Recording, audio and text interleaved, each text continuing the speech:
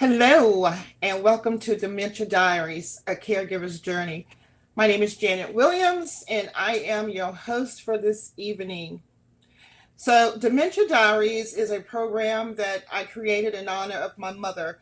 She had vascular dementia, and I figured this is a great way to share knowledge and different recommendations to other caregivers who are caring for their loved ones who have dementia, and also sometimes for loved ones who are caring for other diseases as well. So tonight I have a special guest with us, and her name is Newt Shallenberger. Hi, Hi, Newt. How are you? I'm doing pretty good. You? I'm doing very well. Thank you. And thank you so much for joining us tonight. Yeah, thank you for having me.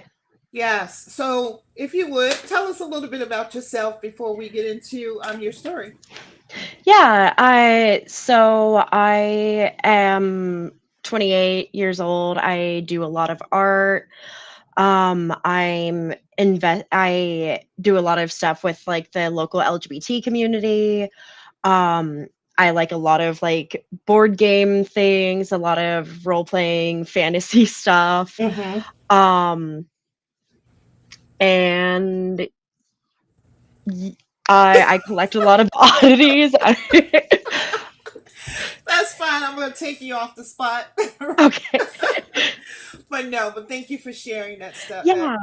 um, the information about you. I really appreciate that. So, it's been a while since you and I first spoke about having you as a guest. And when we spoke last, you had mentioned that your mother, Tammy, um, had dementia.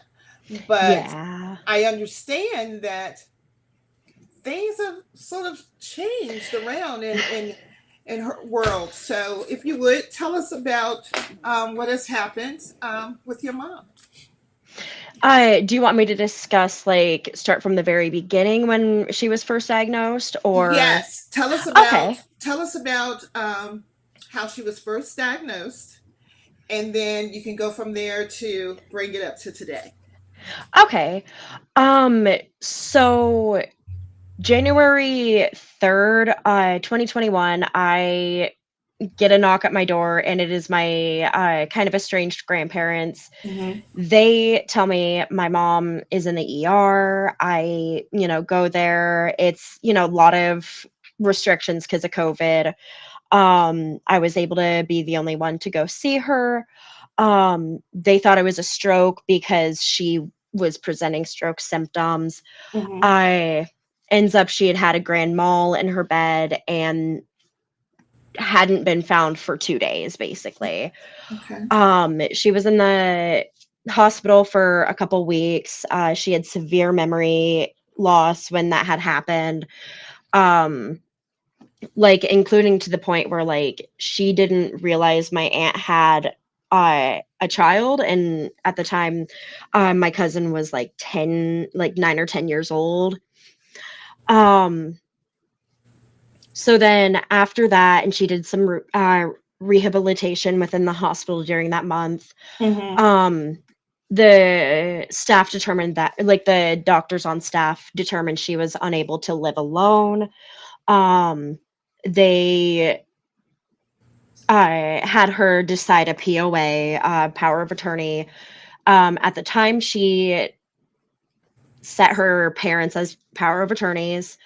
Um, they they had her want to go to a different facility outside of the city we all live in, Mm-hmm. um, to an assisted living that was more for adults with developmental disabilities, Mm-hmm. um, in a city that's like an hour to an hour and a half away. Um, that facility didn't have the means to take care of her, Okay. and they didn't really want to not have her at their facility. Like the head was very pushy about making sure she stayed there. Mm-hmm. Um, Luckily, me and my aunt were able to work with my grandparents and have them I I revoke their own POA from her. And we were able to get my mom to have my aunt become power of attorney.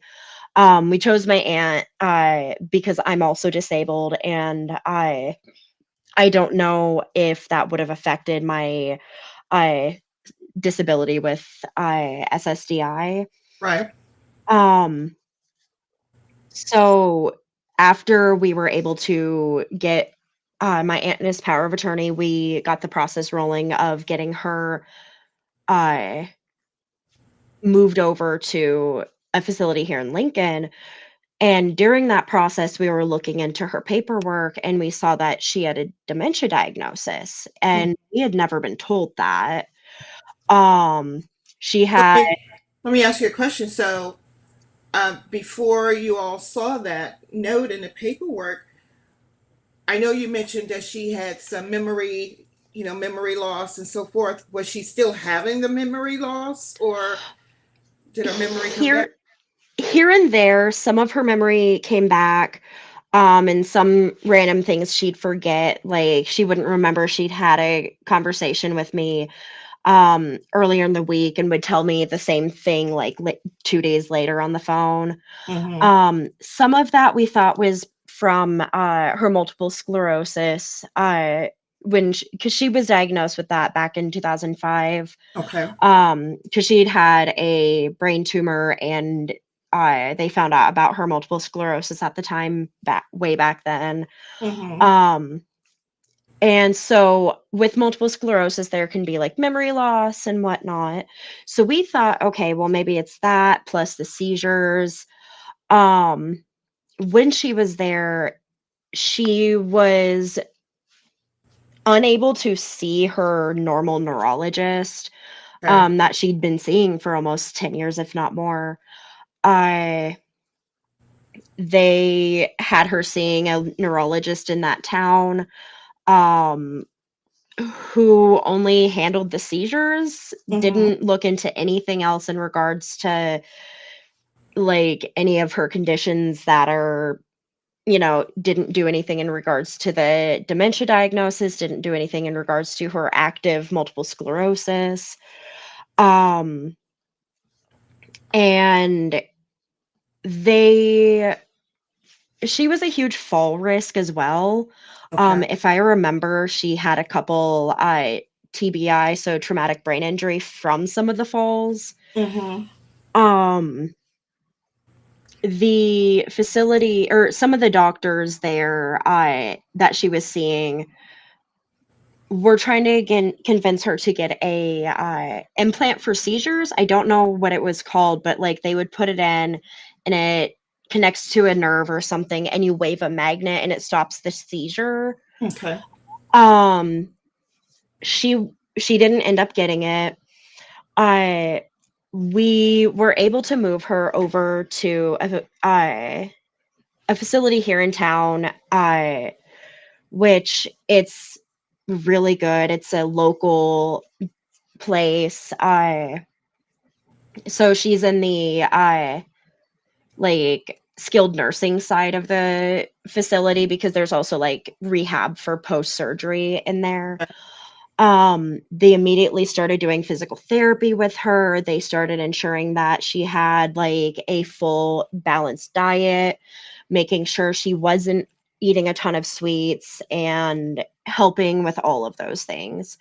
She, within not even a whole month of being there, seemed to just like do a lot better and Mm-hmm. seemed like she was thriving. Um, she had gotten the like cognitive test to see where she's at mentally. Mm-hmm. It said, this was like last summer, I think it was, I that she was at about a 6, 7-year-old cognitive level, so that of like kindergartner, maybe first Mm-hmm. grader. Mm-hmm. Um, and she was doing the physical therapy, doing pretty well. And then she had a massive seizure the week before Thanksgiving, and also had COVID. And then since then, she's been declining a severe amount. Um, her neurologist, she's, back to seeing her long-term neurologist. He did a large panel of testing, a bunch of different imaging, and he found that she doesn't actually have dementia like the doctors at the hospital, like over a year previously, had said she did. Interesting. Yeah. So let me ask you, how did that? Okay, so let's go back to Hmm. when you found out um, she had dementia, right? Yeah. How did that impact you? How did that make you feel? What were your thoughts? How did you handle that? Yeah. So it's really weird because I I had talked on the phone with my mom for 45 minutes or so, Christmas before the like event had happened in January. We'd been kind of low contact for a while, and based off of how she was talking and talking about her speech therapy and that she can't Mm-hmm. remember a lot of the things with as Simple Simon Says, I was actually talking to a couple friends at the time, like, I'm worried she might have dementia. I know she's like extremely young for that, but I don't know. And then a couple months later, me and my aunt see that diagnosis in the paperwork, and it was odd because it's okay. I had the right stream of thought of she is having severe memory issues and having a lot of it's not just me being overreacting. It's, yeah, she has dementia and has Mm-hmm. something severe in regards to that. But it's also heartbreaking, um, because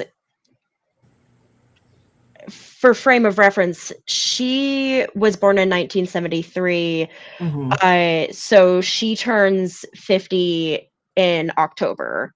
Mm-hmm. So, she's not even 50 now. And so this was what, like 2 years ago? So she was like 48, Mm-hmm. 47, depending on what time of Yeah, year. yeah. Mm-hmm. So, like, the fact that, she's got such a severe diagnosis and at such a young age, it was just, heartbreak. Overwhelming. Yeah. Yeah. Yeah. So okay, so you still have that time where you're thinking that she has dementia. How did or who took care of her or who watched over her to make sure she was okay? Was she in the facility? Was she living in a facility? Was she home? Or? Yeah, she was living at the time when we found out about the diagnosis in the assisted living facility about an hour and a half away from where her family is.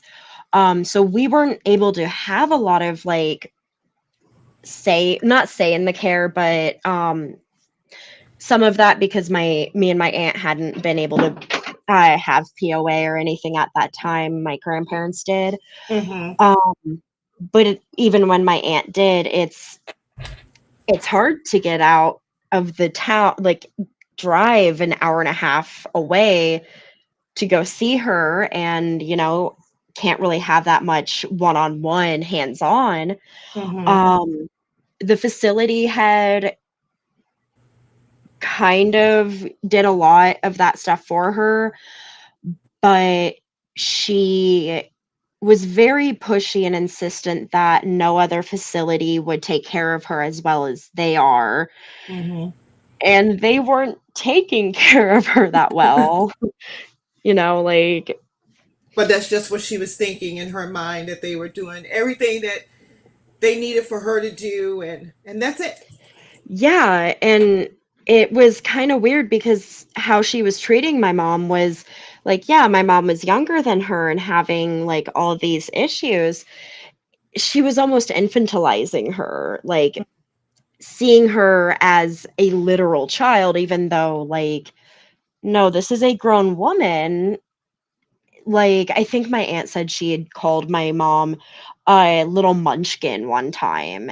And Mm-hmm. it's like, she is not a child. Mm-hmm. Mm-hmm. And how long? So you all moved her from that facility once your aunt got the POA. Yeah. Okay.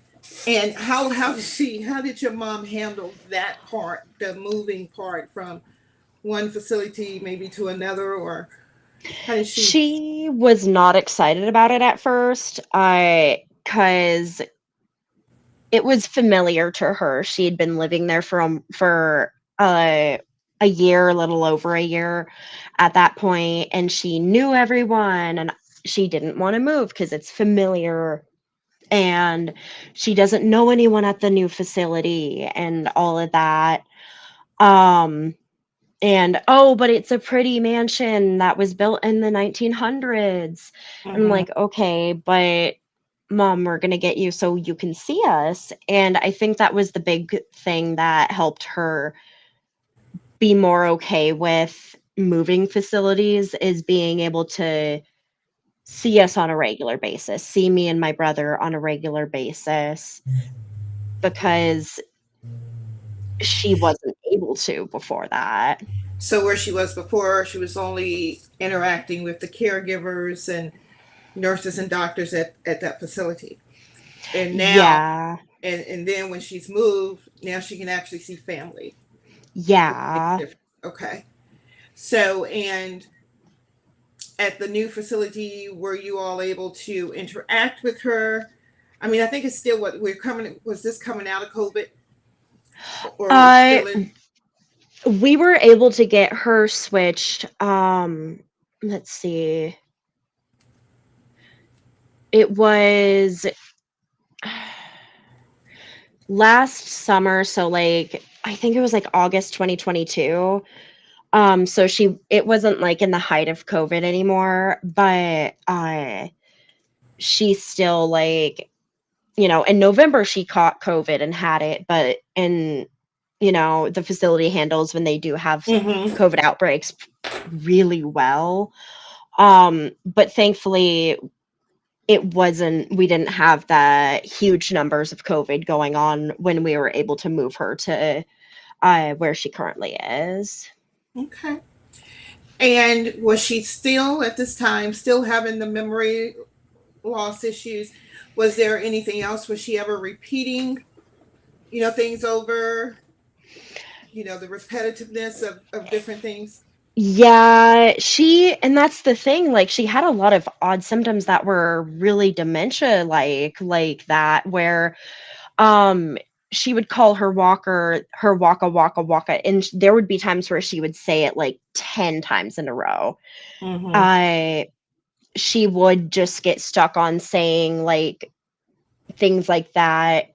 Almost like, as an autistic person, it was similar to, like, echolalia, where, it's a stim, but she's not autistic, and she hadn't done that ever before all of this happened. And how did you Uh, handle that? How did you handle the repetitiveness, the repeating of the same line over and over and over again? Was it um, difficult? yeah, at times, because, like, it sometimes got hard, especially when, like, I'd be on the phone with her. She would get repetitive and say a word over and over, or she would circle back and start the same conversation over. And I want her to know and, like, recognize that she is heard and she's loved, but I can't listen to the same conversation 3 times in a row in Mm-hmm. a 40-minute span. Or if we're needing to leave, for after the normal, like, we usually go and visit her on Tuesdays around 4 o'clock. Mm-hmm. And if we're trying to leave, if, say, I have an appointment or something else is going on, and she starts doing the, like, repetitive thing, it's hard to I don't want to interrupt her and make her upset, but also, you know, So that's a point there. So, I mean, have you ever said like, "Hey, mom, you told me that already," and if you did, how did she react? Did she get agitated? Did she say, "No, I did not"? it varies depending on how she's doing. Especially if it was like in the evening and she'd had like a day at the doctor's office and was just really exhausted from that, she would get really frustrated and get kind of annoyed that I was telling her she had said the same thing, and she would insist, like you said, like, no, I didn't. But other times, and especially more so now lately, she's been more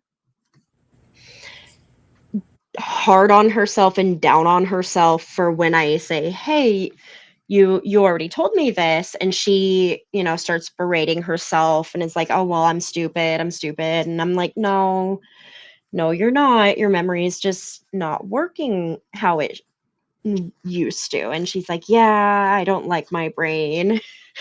And And I tell you that that's some things that you know I had to deal with, and my family members had to deal with the repeating of the same thing over and over. And I think initially some of us would say, "Hey, hey, mom, you've already told us that, or you've already done that," and then we could see she would get agitated or whatever. So then what we did, we just we stopped telling her. We stopped telling her that she's repeated it over and over because she would get agitated. mm, And then once we really started understanding the disease and what it does, she didn't know she was repeating it over and over. We yeah. knew, but she didn't know. So that's just maybe something.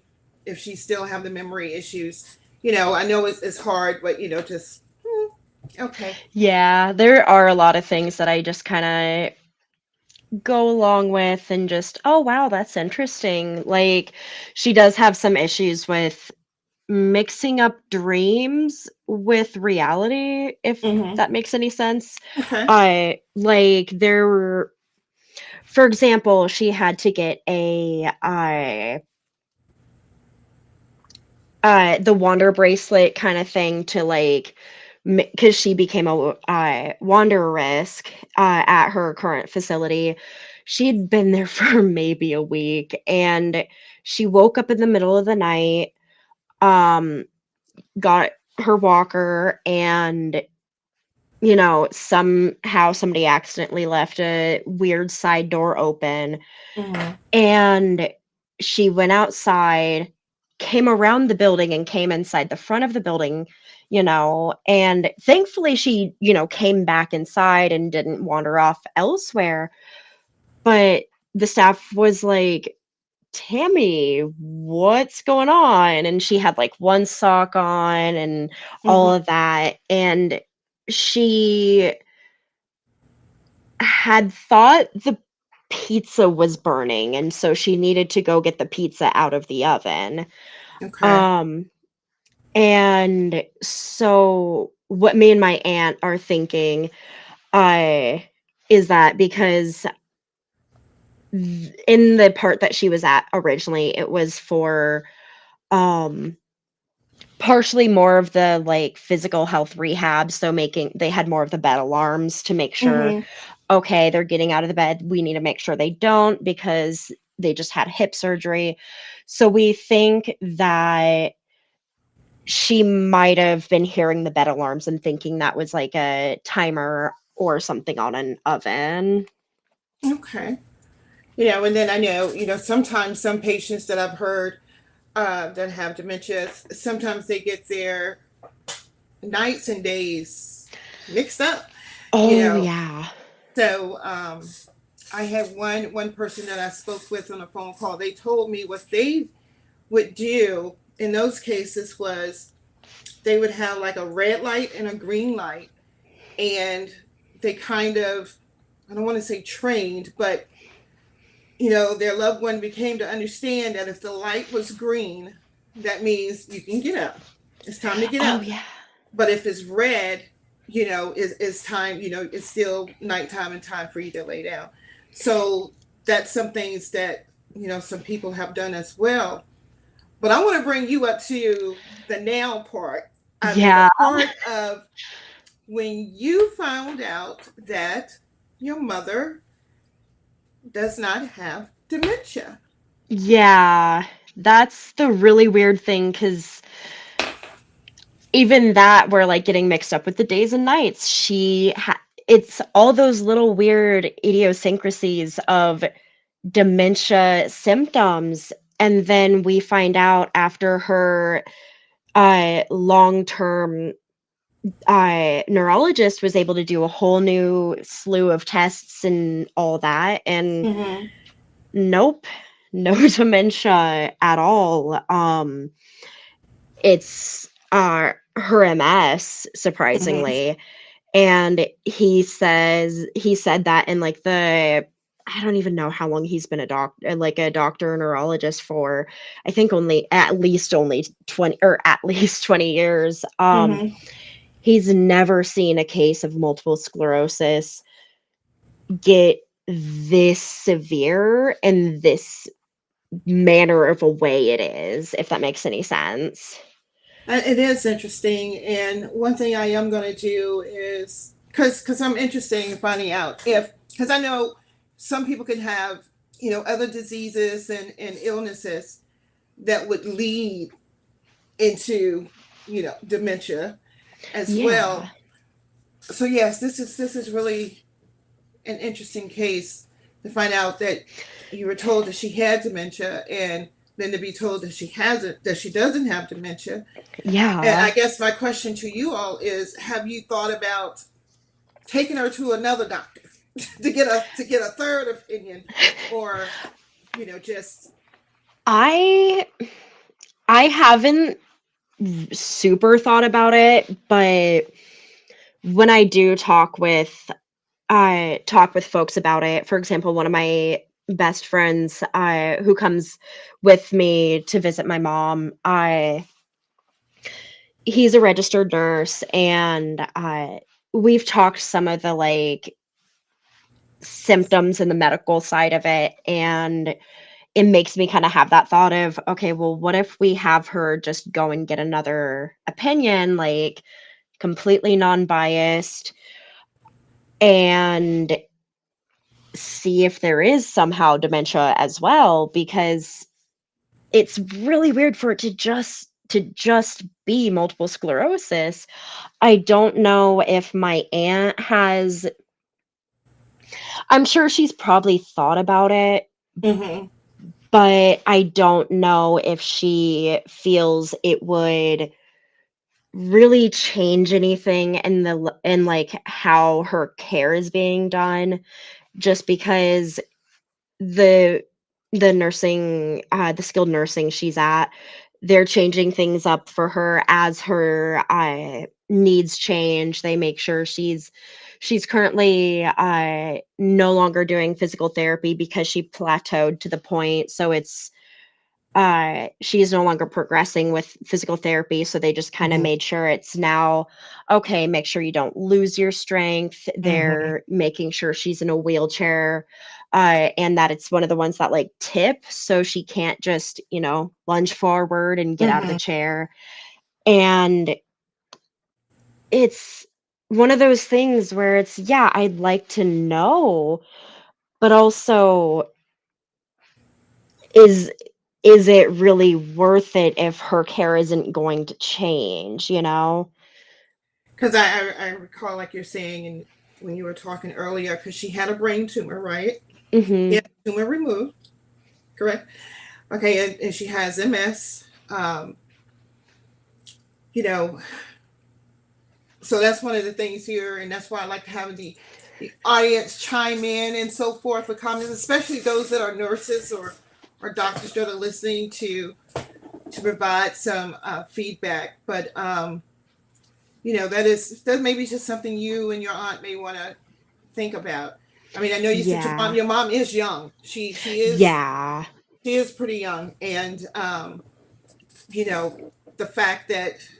she's on medication and so forth, is the medication helping her, with the memory piece and all of that, or is it not?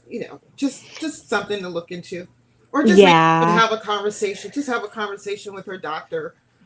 You Yeah. Maybe set up like a three-way phone call or something with me, my aunt, and him, hmm because it's just so odd how all of this is being like, whether it's the diagnosis side, but also just in her health wise, you know? hmm And how are you handling? I mean, how did you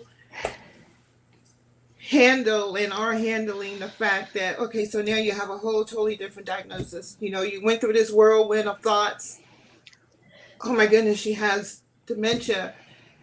And now you're being told that she's not. So I'm assuming this is having some type of an impact on you as well, very stressful as well. Yeah, it's a lot of different emotions because especially since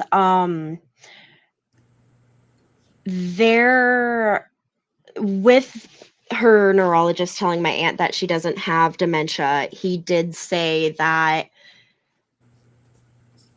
she is one bad bout of like pneumonia, COVID, a really bad grand mal from possibly leaving us. Mm-hmm. And so, with that kind of, I guess, double whammy of sorts, that wow, this is, yeah, this has been real the entire time, but it's, she doesn't deserve to be, not able to live her life. Like, she was 31 when she was diagnosed with MS and had that brain tumor removed, and she's not even 50. And, like, I have friends whose grandparents have dementia or had dementia, and or parents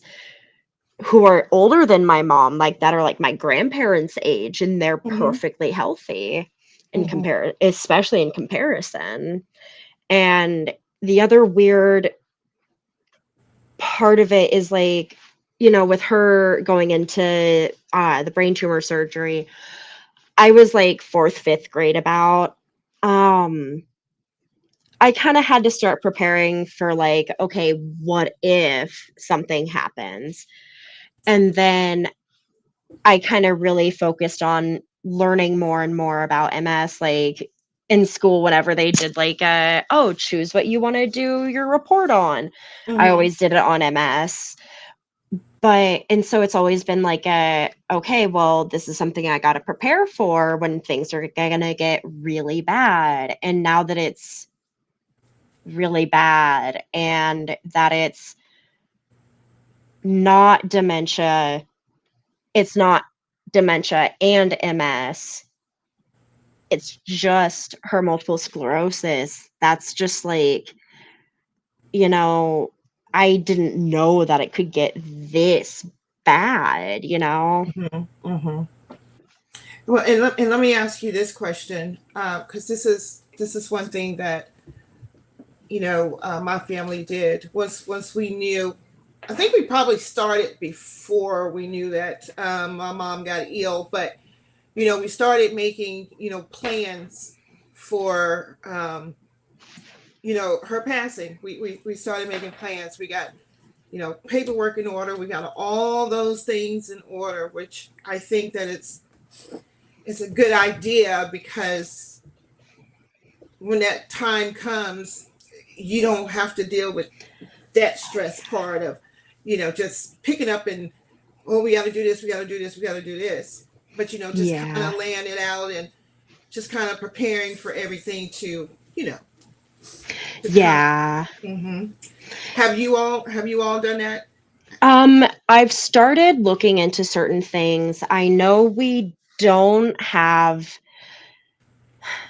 she hasn't been financially stable, you know, in her life. no retirement, like no 401k, no life insurance.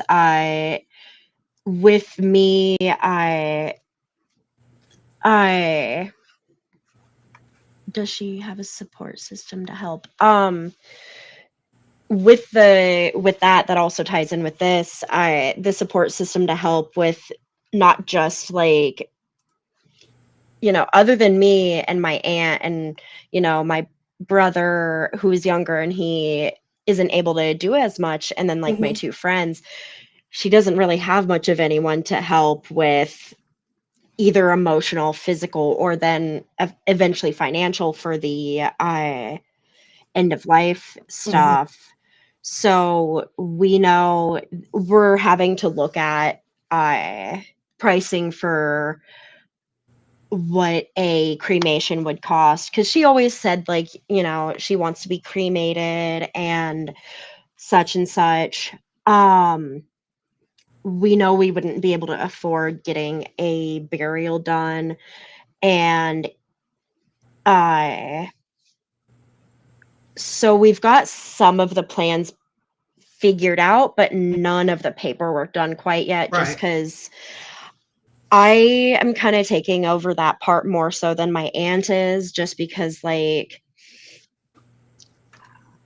I don't know, it's a little odd because she doesn't want to have to do paperwork for the inevitable of her sister passing, Mm-hmm. and I'm able to kind of handle that a little bit better because I not that I'm like comfortable with like the idea of my own death, but I'm Right. more comfortable in the idea of the concept and the funeral industry and all that, Mm-hmm. because, I want to know all of that. And also, I've had many friends have a loved one pass very abruptly.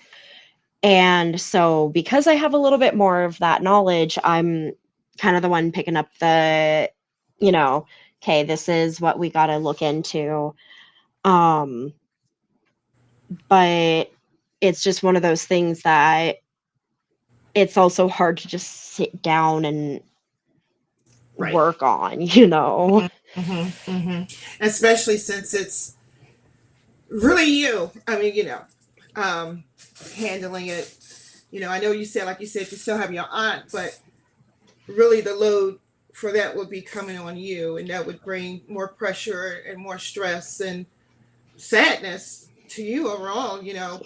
I mean, there were seven of us. I have seven children. My mom has seven children, so you although some may have worked on this part and some on this part, it was still hard. We knew Yeah. that it had to be done. We knew that it needed to be done, and we knew that the timing that we did it was the best time to do it. Um, it was still difficult. So I can imagine and feel how that would impact you having to do that all on your own. So yeah, but Thank you. but this is been quite interesting because, Yeah. like I told everybody, I don't know, ones that joined in late when I first spoke with um, Newt. Her mom had dementia. We were talking about the whole dementia piece, and then not too long ago, she found out that her mother did not have dementia. So that is it. It's a turn. Although she is still having symptoms of someone that would have dementia. So, and there's a question that also too in the chat. It says, "Okay, can my mom, who is 90 years old with cancer, um, can it lead to dementia?" And she's also on medication with like morphine and things like that. So we have someone that responded back, and actually, this individual is a nurse. She said that morphine can make the patient sleepy and bring on some confusion. So just keep that in mind as well as you're looking after your mom. That doesn't necessarily have to be dementia, because the morphine will bring on confusion and, have the your loved one, sort of out of it, but I Also, if know she's there, on chemo. is she on chemo? That's a question I guess have for you, Philip.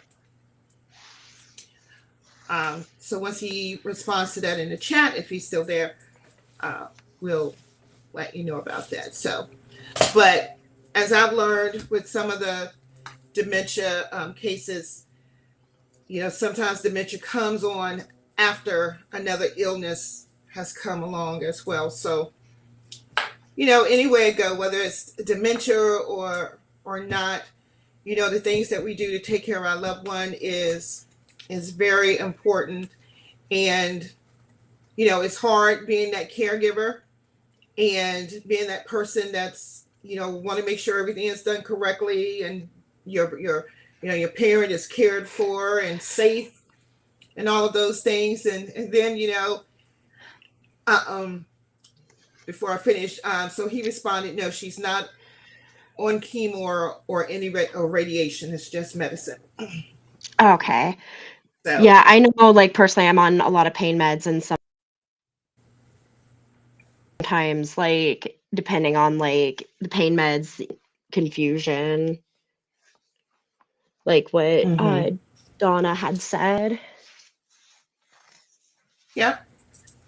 So, but we are going to get ready to end. If anyone has any comments that's out in the audience or any questions, please take this opportunity to do so at this time, and we will try our best to answer them or either find the information out and respond to you on our next podcast. So, but at this opportunity and this time, Newt, I really, really thank you for joining us. Like I Yeah. said, it's a pleasure to meet you. It's not in person, but the video camera thing going on. I really look forward to your conversation, and I thank you for reaching out to us, wanting Yeah. to share your story. So I appreciate that. Yeah, thank you so much for having me on here and having this as a whole. Like, I I feel you're gonna be you already are and gonna make a huge impact for people. Thank you so much. I appreciate that. And to all the audience out there, again, thank you for joining us.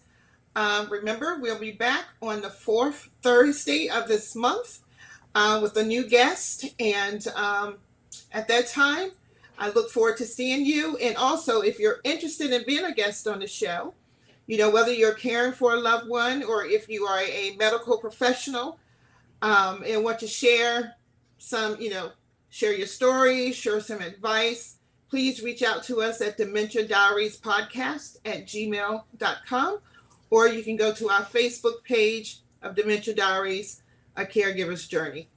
Thank you and have a wonderful evening. Good night.